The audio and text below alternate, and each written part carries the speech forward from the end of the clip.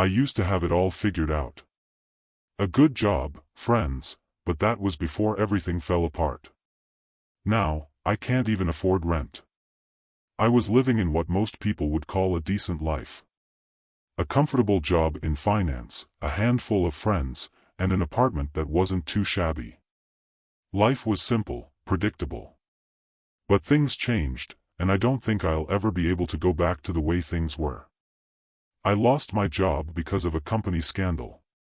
Not my fault, but I paid the price. And let me tell you, when you get laid off in your 30s, it feels like a punch in the gut.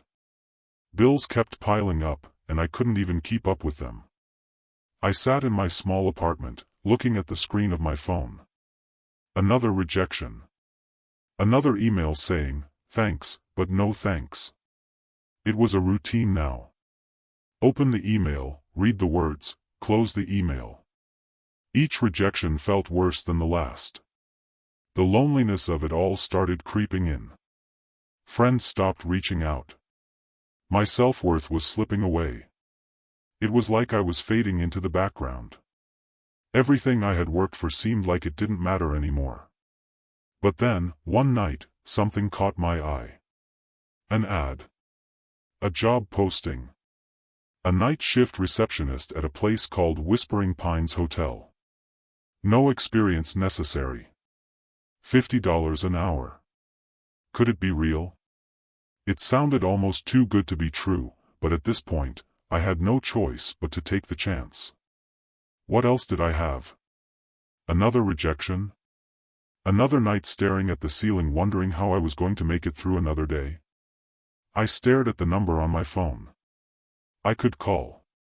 It might be my last chance. So, I did. This might be my last chance. I pulled up to the hotel later that evening. It wasn't much to look at, old, abandoned almost. At least, that's how it felt. The neon sign barely worked, casting a sickly glow over the parking lot. I parked my car and took a moment to look around. No one else in sight. I could feel the weight of the night pressing in. I walked into the lobby. It smelled old, like something you couldn't quite place. The floorboards creaked as I walked, and the low hum of the lights overhead felt like they were barely hanging on. Behind the desk sat an older man, Victor. He didn't look up when I entered. I stood there for a moment, unsure of what to do. "I'm here about the night receptionist position," I said. "You're early." "That's good. Shift starts at 11. Rules are simple, follow them, and you'll be fine." "Rules?" I asked. I had no idea what I was walking into, but I knew I needed the job. He handed me a crumpled piece of paper without saying much more. I looked at it, and my brow furrowed. There were things written there, rules. Strange rules. But he didn't give me any more explanation. "Memorize this," he said, his voice gruff. "No writing it down. Don't talk about it. Break a rule, and you're out." I didn't say anything else. I just nodded, took the paper, and left. The door jingled as I walked out, and I could feel the weight of what I was holding in my hand. I sat at the desk, reading over the rules. They didn't make much sense at first, but I figured it was just part of the job. A few quirks. I couldn't afford to question it. The first rule caught my eye. At 11:15 p.m., turn off the neon sign. Don't turn it back on until exactly 6:45 a.m. I looked at the clock, then back at the sign. The neon buzzed above me, barely hanging on. It flickered a little, then went out. I thought it was strange, but I did it. It's just the job. Rule 2. Ignore any sounds from the ice machine between 2 a.m. and 4 a.m. Don't open it during those hours. Rule 3. Room 237 is always vacant. If anyone asks, say it's under renovation. If you see lights in room 237, do not investigate. I stared at the paper again. What kind of place was this? It seemed like a job, but there was something about the air in that room that made it feel wrong. It wasn't normal. The hotel wasn't normal. The clock ticked, and I watched the second hand. It was 11:15. I turned off the neon sign, and the lobby plunged into darkness, except for the dim light in the hallway. I waited. My eyes adjusted to the gloom. As I stared out into the parking lot, I could have sworn I saw something move in the shadows. It was just a flicker, but it was enough to make me freeze. I squinted, trying to make sense of what I saw, but when I looked directly at it, nothing was there. I rubbed my eyes. It was nothing. I shook it off. I'm just tired. It was just the quiet. The night dragged on. It was about 1 a.m. when a couple walked into the lobby. They were laughing, talking about needing a place for a quiet night. They were young, probably looking to escape the world for a little while. I smiled and checked them in. This place looks odd. Is it safe? The guy asked. It's just an old motel, I replied, trying to sound convincing. I'm sure you'll be fine. They didn't seem convinced, but they took the key and walked toward the back. I watched them go, and my eyes drifted to room 237. It was 2 a.m. I glanced at the clock again. I remembered rule number 2. Ignore the ice machine. I took a breath, trying to calm myself. It was just the job. Just follow the rules. But then it happened. The ice machine started making a soft tapping sound. At first, it was faint. Almost like someone was knocking. But then, the tapping grew louder. It wasn't a knock anymore. It sounded frantic. I looked at the machine, my heart jumping in my chest. The sound was getting louder, and I didn't know what to do. The rules told me not to open it. So, I didn't. The noise shifted. It wasn't just tapping anymore. It sounded like someone, or something, was trying to get out. There were muffled voices too. Distorted, desperate. I couldn't make out the words, but I could feel them. I covered my ears. It wasn't real. It couldn't be real.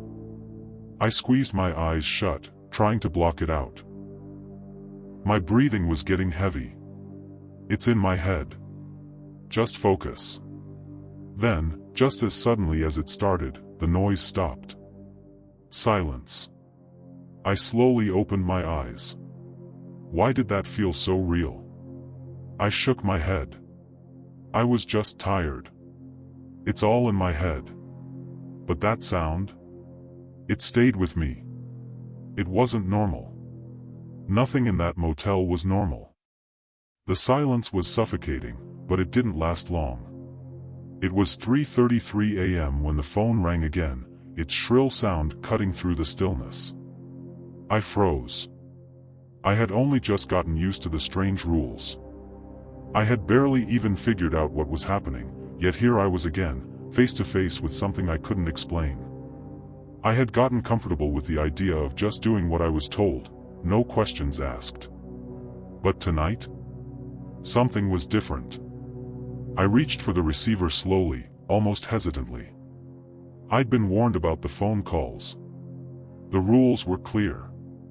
Answer it. Don't speak. Listen. I could feel my hand trembling as I picked up the receiver. The air around me felt heavy, thick with tension. I pressed the phone to my ear, waiting for whatever was supposed to come through the line. At first, it was just static, faint and distant, like a broken signal. I could barely make out anything. Then, whispers. Quiet at first, like they were coming from far away. But they grew clearer, sharper. I couldn't make out the words, but I knew they weren't meant for me. Still, I couldn't pull away. The sound, it was too real, too close. I could feel something in those whispers, something that made me shiver. Then, in the midst of it all, a voice broke through the static. We're watching you, Derek. You're part of this now. My breath caught in my throat.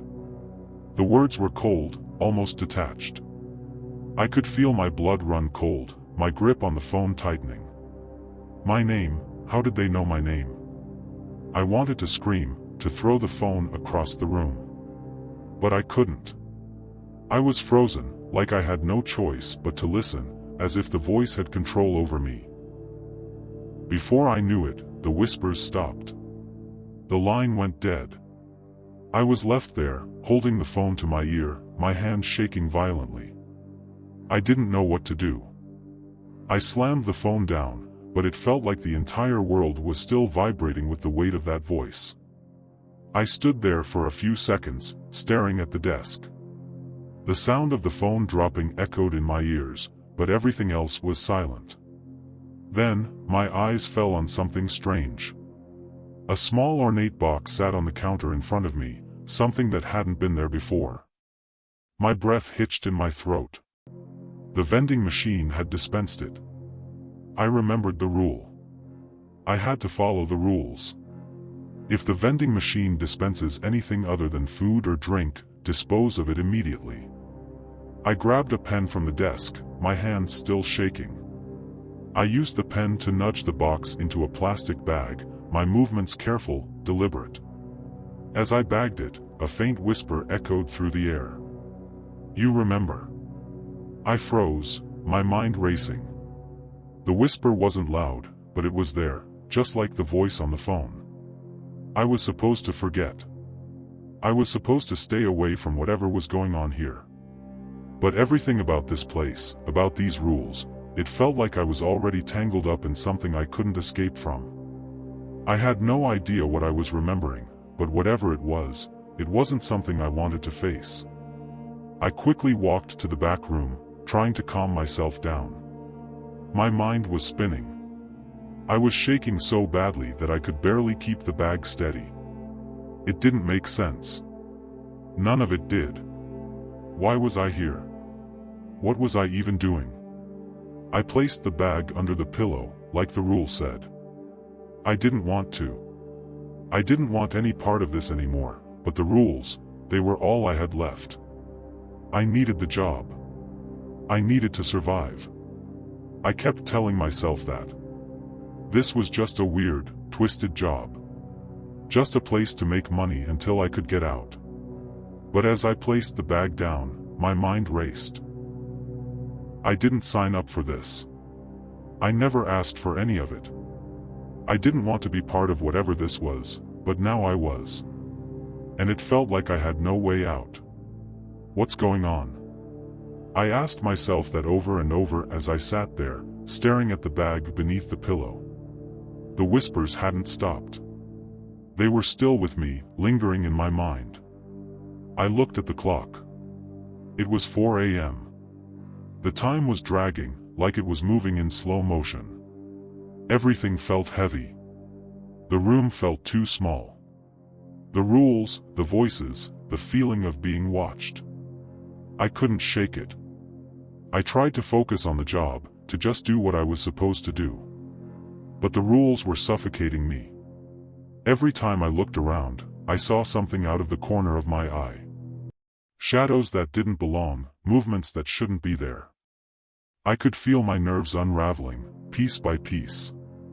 Just stick to the rules, Derek. You'll be fine.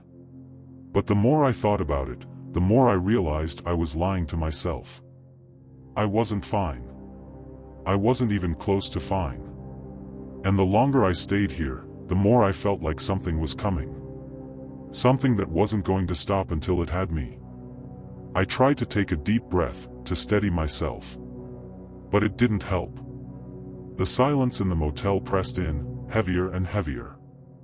I wanted to leave. I wanted to run, to get out of there. But I couldn't. I couldn't leave. Not yet. I thought about my old life. A simple job. Friends. Family. It seemed so far away now. That life felt like it belonged to someone else. Someone who wasn't stuck here, in this strange place, following rules that made no sense. Someone who didn't hear voices in the dark or find strange things in vending machines. The air around me felt thick. The walls felt too close. I tried to push the thoughts away, but they kept coming back, over and over. The rules, the whispers, the phone call. I couldn't escape it. I didn't sign up for this. I whispered the words to myself, as if saying them out loud would somehow make it all go away. But it didn't. The whispers weren't gone. The rules weren't gone. Nothing was gone. I was still here, and it was too late to turn back. I couldn't leave. Not yet. I can certainly. The clock inched closer to 5:55 a.m. Every second felt like a lifetime. I sat there in the small office, the air growing thick with each passing minute. The cold draft from the cracked window didn't help. It was like everything was pulling in on me. I stared at the clock, the ticking noise filling my mind like a countdown. I could feel the sweat on the back of my neck. It wasn't hot in here, if anything, the place was cold, too cold, but I was sweating. The weight of what was about to happen pressed down on me. I had no idea what I was doing, but the rules were clear. Rule 7. At 5:55 a.m., lock yourself in the supply closet. 5 minutes, no matter what happens. I had no choice but to obey. I stood up slowly, the chair scraping against the floor in the quiet room. The sound felt too loud, like it was echoing in my skull. I couldn't stop shaking. I had to do this. I had to follow the rule. I couldn't think too much about it, or I might lose my mind entirely. I turned toward the supply closet. It was a small, cramped space with a single light overhead. The door creaked when I pulled it open. It smelled musty, like old cardboard and dust. I stepped inside and closed the door behind me. The lock clicked, and I heard the metal scrape against the wood. The room was pitch black except for the faint glow of the emergency light above the office. My heart was racing now. I could hear it, the rapid thumping in my chest, echoing in the silence. I leaned back against the shelves, trying to calm my breathing. I couldn't keep my mind from spinning. I knew the rules, but they felt like they were suffocating me. 5 minutes. 5 minutes felt like an eternity. Then it started. The first bang came from outside the closet. A loud, deep thud that shook the door, rattling it in its frame. I froze. The second bang followed, even louder, and the door shook harder. Something was out there.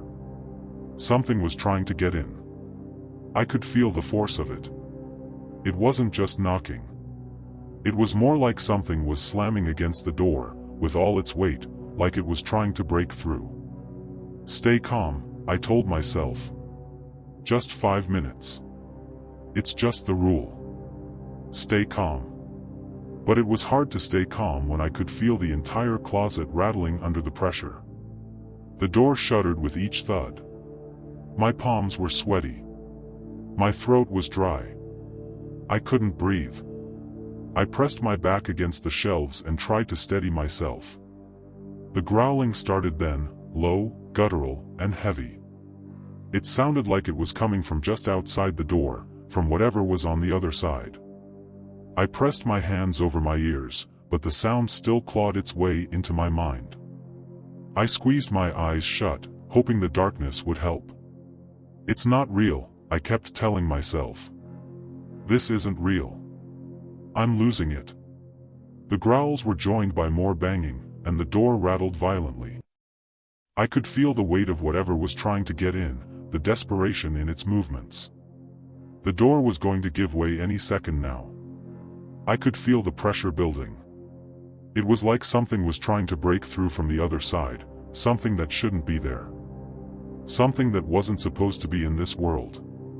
The noise intensified, and I felt like my skin was crawling. I pressed my forehead against the cold wood of the door, hoping it would somehow ground me, hoping it would give me a sense of control. But I couldn't stop shaking. 5 minutes. Just 5 minutes. Please. The sounds kept coming. The banging grew louder, the growling more intense. My head felt like it was going to explode. I wanted to scream. I wanted to run. But I couldn't. I was trapped in this closet, just waiting, just counting the seconds. 5 minutes. Please. And then, without warning, it stopped. Silence. Complete and utter silence. I blinked, not sure if I was still alive. I waited for the sounds to start again, but there was nothing. No growls. No banging. No noise at all. Just the sound of my own breathing, rapid and uneven. The air in the closet felt thick, suffocating. Was it over? Was it just in my head? I wanted to open the door. I wanted to get out of that closet, away from whatever it was that had just tried to get in. But I knew the rule. I had to stay. 5 minutes. I stood there, motionless, listening to the silence. My ears rang with the stillness, and for a moment, I wondered if I had imagined the whole thing. If I had just snapped. Maybe it was the stress. Maybe I was losing my mind. But then I heard it. A soft shuffle outside the door. A quiet step, like someone walking slowly down the hall. I froze again, my breath catching in my throat. My heart beat faster now. I couldn't move. I couldn't think. I was paralyzed by fear. The door rattled again. But this time, it was different. It wasn't violent. It wasn't aggressive. It was light, almost like someone was testing the door. I held my breath, waiting for the next sound. The silence stretched on. Then it stopped. The door stopped shaking. The footsteps faded away. I couldn't take it anymore. I opened the door slowly, pushing it just enough to peek into the hallway. Nothing. The hallway was empty. The lights were dim, casting long shadows across the walls. The only sound was the low hum of the fluorescent lights overhead. I stepped out of the closet, my legs shaky beneath me. I felt like I had just escaped something terrible, but I had no idea what. What was that? What had been on the other side of that door? I turned to leave, but then something caught my eye. The reflection in the window down the hallway. My own reflection. But it wasn't right. It couldn't be. It was me, but it wasn't me. I stared at the figure in the window. It was standing in room 237, facing me. But it was me. It was my reflection. I could see myself, standing in the room, staring straight at me. I wanted to move, but I couldn't. I was frozen in place. I blinked, hoping it would disappear, but it didn't. The figure just stood there, unmoving, staring at me. I couldn't breathe. I couldn't speak. I wasn't sure if I was seeing things or if this was some twisted version of reality, but it didn't matter. I had to move. I had to get out of here. But I couldn't tear my eyes away from the reflection. I couldn't stop looking at myself, standing there in room 237, staring straight at me. What is this? I turned away, taking a step back, but the sight was burned into my mind. It felt like it was happening in real time. Like I was trapped between two realities. I stumbled back toward the desk, trying to get away from the window, from the reflection. I had to focus. I had to figure this out. But nothing made sense anymore. I grabbed my phone from the desk. My hands were shaking so much I almost dropped it. I unlocked it, desperate to see something familiar. I needed to ground myself. I needed to understand what was happening. There was a new message. An unknown number. I opened it, my breath catching as I read the words.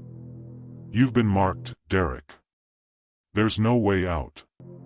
I stared at the message for a long time, trying to make sense of it. What did it mean? Who was sending this? And why? My mind was a whirlwind of confusion and fear.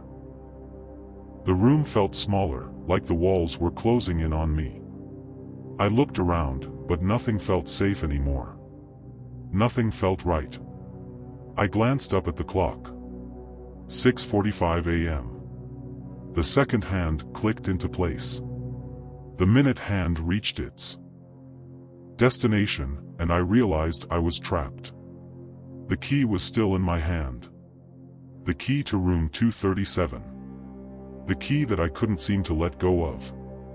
It felt like it was heavier now. It felt like it had more weight than just metal. I was stuck.